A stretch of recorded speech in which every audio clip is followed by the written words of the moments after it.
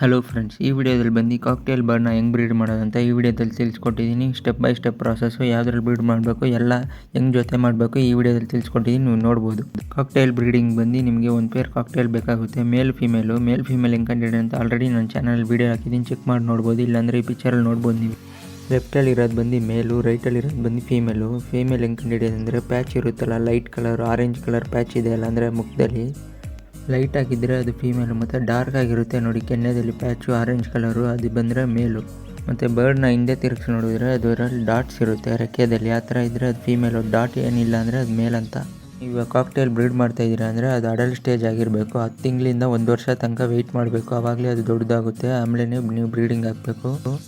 Cocktail ಬ್ರೀಡಿಂಗ್ಗೆ ಬಂದು ನೀವು 3 ಅಡಿ KGನೂ ಇಕ್ಬೋದು, ಕರೆಕ್ಟಾಗಿರುತ್ತೆ. ಆವಾಗಲೇ ದೊಡ್ಡದಾಗಿರುತ್ತೆ ಮತ್ತು ಫ್ರೀಯಾಗಿ ಬ್ರೀಡ್ ಆಗುತ್ತೆ. ಇವಾಗ ನೀವು ನೋಡ್ಬೋದು ನೋಡಿ ಈ ಪಿಕ್ಚರಲ್ಲಿ, ಈ ಥರ ಬ್ರೀಡಿಂಗ್ ಬಾಕ್ಸ್ ಅಂತಾರೆ ಕಾಕ್ಟೇಲ್ಗೆ. ಇದು ಇಕ್ಕಿದ್ರೂ ಮರಿ ಮಾಡುತ್ತೆ, ಏನಿಲ್ಲ. ಇಲ್ಲಾಂದರೆ ನೀವು ಪಾಟ್ ಅಂದರೆ ಮಡಿಕೆ ಇರುತ್ತಲ್ಲ, ಅದನ್ನು ಇಕ್ಕಿದ್ರೂ ಮರಿ ಮಾಡುತ್ತೆ, ನಿಮ್ಮ ಇಷ್ಟ. ಮತ್ತು ವಿಂಟರಲ್ಲಿ ಬಂದು ಪಾಟ್ ಇಕ್ಕಕ್ಕೆ ಹೋಗ್ಬಿಡಿ, ಯಾಕಂದರೆ ಕೂಲಾಗಿರುತ್ತಲ್ಲ, ಮರಿಗಳು ಒಂಥರ ಹೀಟಾಗಿ ಬೇಕಾಗುತ್ತೆ. ಅದಕ್ಕೆ ವಿಂಟರಲ್ಲಿ ಬಂದು ಬಾಕ್ಸ್ನೇ ಇಕ್ಕಿ. ನೀವು ಪಾಟು ಬಾಕ್ಸು ಏನಾದ್ರು ಸೆಟ್ ಮಾಡಿದರೆ ಗೂಡಲ್ಲಿ, ಅದು ಹೋಗಿ ಮೇಲು ಫೀಮೇಲ್ ನೋಡ್ತಾ ಇರುತ್ತೆ, ಅಂದರೆ ಮೊಟ್ಟೆ ಇಕ್ಕಕ್ಕೆ ಸೇಫಾಗೈತೆ ಆ ಥರ ನೋಡ್ತಾ ಇರುತ್ತೆ. ಮತ್ತು ನೀವು ನೆಸ್ಟಿಂಗ್ ಮೆಟೀರಿಯಲ್ ಬಂದು ನೀವು ಪೇಪರ್ ಪುಡಿ ಮಾಡಿ ಕೊಡ್ಬೋದು. ಇಲ್ಲಾಂದರೆ ನೀವು ವುಡ್ಡನ್ ಪೌಡ್ರ್ ಥರ ಬರುತ್ತೆ, ಅಂದರೆ ವುಡ್ಡು ಥರ ಚಿಕ್ಕದು ವುಡ್ ಪೌಡ್ರ್ ಥರ ಬರುತ್ತೆ, ಆ ಥರ ಕೊಡೋದ್ರಿಂದನೂ ಅದು ಮೊಟ್ಟೆಗಾಗ ಅದೇನು ಒಡೆದೋಗಿಲ್ಲ ಇರುತ್ತೆ ಮತ್ತು ಸೇಫಾಗಿರುತ್ತೆ ಮೊಟ್ಟೆಗಳು ಕೆಳಗೆ. ಬ್ರೀಡಿಂಗ್ ಆಗ್ತೈತೆ ಅಂದರೆ ಇವಾಗ ಈ ಪಿಕ್ಚರಲ್ಲಿ ನೋಡ್ಬೋದು ನೋಡಿ, ಇದು ಬಂದು ಮೇಟಿಂಗ್ ಬ್ರೀಡಿಂಗ್ ಅಂತಾರೆ. ಕಾಕ್ಟೇಲ್ ಈ ಥರ ಮಾಡಿದ ತಕ್ಷಣ ಒಂದು ವಾರದಲ್ಲಿ ಬಂದು ಮೊಟ್ಟೆ ಇಕ್ಬಿಡುತ್ತೆ ಬರ್ಡ್ಸ್ಗಳು. ಕಾಕ್ಟೇಲ್ಗಳು ಬಂದು ನಿಮಗೆ 3 ರಿಂದ 5 ಮೊಟ್ಟೆ ತನಕನೂ ಇಕ್ಕುತ್ತೆ. ಮೊಟ್ಟೆ ಇಕ್ಕಿದ ಒಂದು 18 ರಿಂದ 21 ದಿವಸದಲ್ಲಿ ಬಂದು ಮರಿಗಳು ಆಚೆ ಬರೋಕ್ಕೆ ಸ್ಟಾರ್ಟ್ ಆಗುತ್ತೆ. ಮರಿ ಆಚೆ ಬಂದ ಮೇಲಿಂದ ಅದು ಅಮ್ಮ ಅಪ್ಪ ಎರಡು ಕರೆಕ್ಟಾಗಿ ನೋಡ್ಕೊಳುತ್ತೆ.